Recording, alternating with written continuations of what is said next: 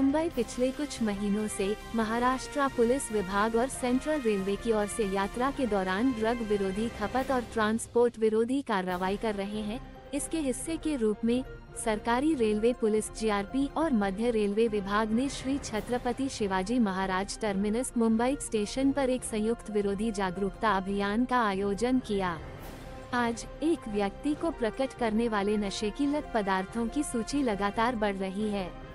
सभी प्रकार के अल्कोहल, सभी तंबाकू उत्पाद परिचित दवा से परिचित हैं, लेकिन पिछले खाद्य पदार्थों से जो कोकीन, नाइका, एफेडम और अन्य ड्रग ट्रैवल्स के दौरान सेवन करना या यात्रा में ले जाना के विरोध में सरकारी रेलवे पुलिस जीआरपी और मध्य रेलवे विभाग के रेलवे सुरक्षा बल आरपीएफ के द्वारा छत्रपति शिवाजी महाराज टर्मिनस मुंबई स्टेशन पर सरकारी रेलवे पुलिस जीआरपी विभाग के वरिष्ठ पुलिस निरीक्षक संभाजी कटरे के मार्गदर्शन में एंटी ड्रग्स विरोधी अवेयरनेस अभियान का आयोजन किया गया था।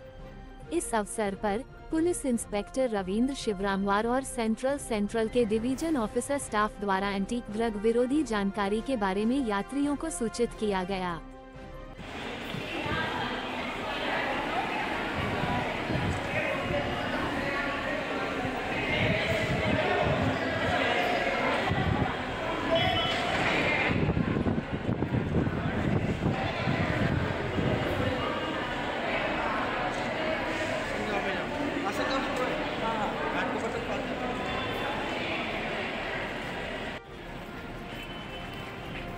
मीडिया जब आते तो आते हैं,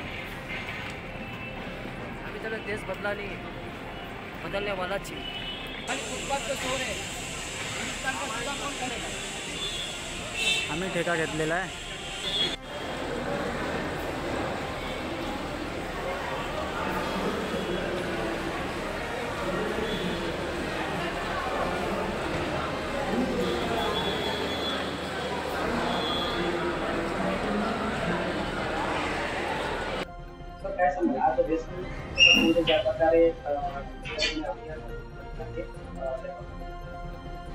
आज नार्कोटिक्स कंट्रोल ब्युरो आणि सीएसएमटी रेल्वे पोलीस ठाणे येथे दोन्ही मिळून संयुक्तिक जो ड्रग्सच्या बाबतीत आहे ते संयुक्तिक अभियान राबवलं आहे।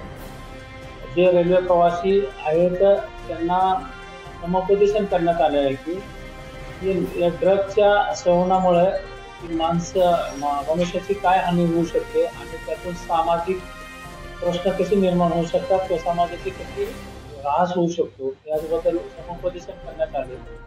तसंच हे ड्रग्सच्या बाबतीमध्ये जर रेल्वे प्रवासादरम्यान त्यांना माहिती मिळाली किंवा त्यांना जर वाटलं की बाबा यामध्ये ड्रग आहे किंवा याचा प्रवास आहे किंवा ट्रान्सफर होत आहे किंवा ही माहिती मिळाली तर त्यांनी तात्काळ रेल्वे प्रवाशांनी रेल्वे पोलिसांना माहिती द्यावी। त्याच्यावर योग्य ती सकारात्मक आणि इफेक्टिव्ह कारवाई आपण तात्काळ करून देऊ।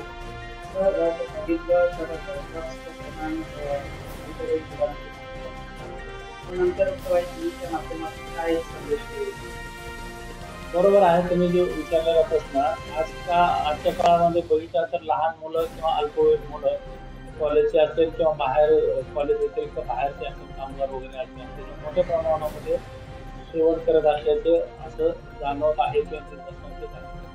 याच्यामध्ये हा एक सामाजिक प्रश्न आहे। हा एका कुटुंबाचा किंवा एका व्यक्तीचा नाही, याच्यामध्ये सर्व समाजाच्या व्यक्तींनी एकत्र येऊन आपली मुलं काय करतात, काय शिकतात आणि त्यांचे वेळ जास्त घालवतात, त्यांचे बॉडी लँग्वेज काय घरी आल्याच्या नंतर ते आपल्या आई वडिलांनी ती तपासायला पाहिजे आणि जर त्याच्यामध्ये बदल दिसत असेल तर वेळीच आई वडिलांनी मुलांकडे लक्ष देणं अत्यंत गरजेचं आहे।